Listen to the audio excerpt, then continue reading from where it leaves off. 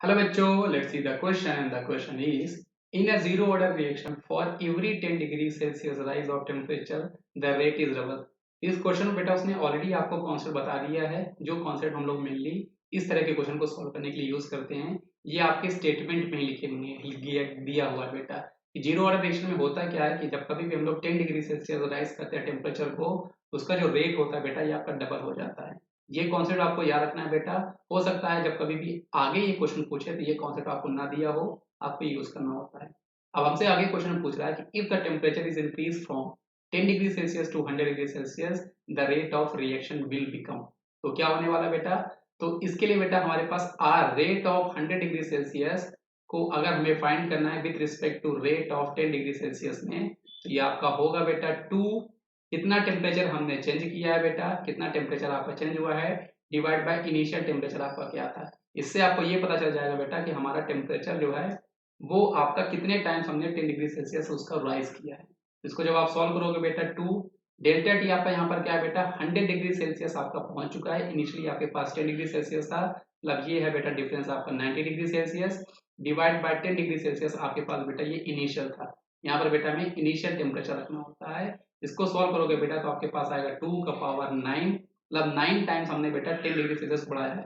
10 से 20, देन 20 से 30, 30 से 40, 40 से 50, और हर 10 डिग्री सेल्सियस जब आपका टेम्परेचर बढ़ रहा है तो आपका जो रेट है बेटा वो आपका डबल हो जा रहा है। इसलिए डायरेक्टली आप ये रिलेशन यूज कर सकते हो बेटा रेट को फाइंड करने के लिए। यहाँ पर 2 का पावर जब आप 9 करोगे बेटा तो ये आपका 5112 टाइम्स आने वाला है। मतलब आपका जो आपका आर 100 डिग्री सेल्सियस हो जा वो एक्चुअल में आपका 512 टाइम्स ऑफ हो चुका है बेटा रेट ऑफ 10 डिग्री सेल्सियस, जो आपके पास 10 डिग्री सेल्सियस में रेट था उससे अब आपका 512 512 टाइम्स आपको बढ़ चुका है। इसलिए इस क्वेश्चन का सही जवाब हमारे पास ऑप्शन नंबर बी है। तो इस क्वेश्चन को करने के लिए जो हम कॉन्सेप्ट यूज करते हैं वो कॉन्सेप्ट ऑलरेडी इसने क्वेश्चन में आपको गिव दे रखा था। ये आपको ध्यान रखना है बेटा, ये आपका बहुत ही इंपॉर्टेंट कॉन्सेप्ट होता है कि जीरो ऑर्डर रिएक्शन में जब कभी भी हम लोग टेम्परेचर को 10 डिग्री सेल्सियस बढ़ाते हैं तो हर 10 डिग्री सेल्सियस बढ़ने के कारण आपका जो रेट होता है वो आपका डबल हो जाता है। इसलिए जब कभी भी आपसे इस तरह के क्वेश्चन पूछे जाएं तो आप यूज कर सकते हो बेटा R2 divide by R1 is equal to 2 का पावर डेल्टा टी, मतलब टेम्परेचर आपका कितना चेंज हुआ है with respect to initial temperature आपका कितना था, उसके बेसिस में आप इसको सॉल्व कर सकते हो।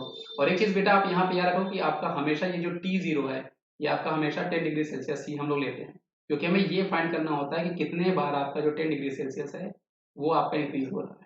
तो आई होप आपको ये कॉन्सेप्ट समझ में आया है। तो आप चाहो तो इस फॉर्मुला को और सिंप्लीफाई करने के लिए इसको ऐसे लिख लो, यहाँ पर 2 का पावर आपका बेटा डेल्टा टी डिवाइड बाय 10 से आप इसको डिवाइड करोगे तो यहाँ पर आपको एक्चुअल पता चलेगा कि कितनी बार हमारा 10 डिग्री सेल्सियस राइज हो रहा है। आई होप आपको ये कॉन्सेप्ट जो है बेटा समझ में आया होगा। इसका सही जवाब हमारे पास ऑप्शन नंबर बी है बच्चों। तो थैंक यू बच्चों।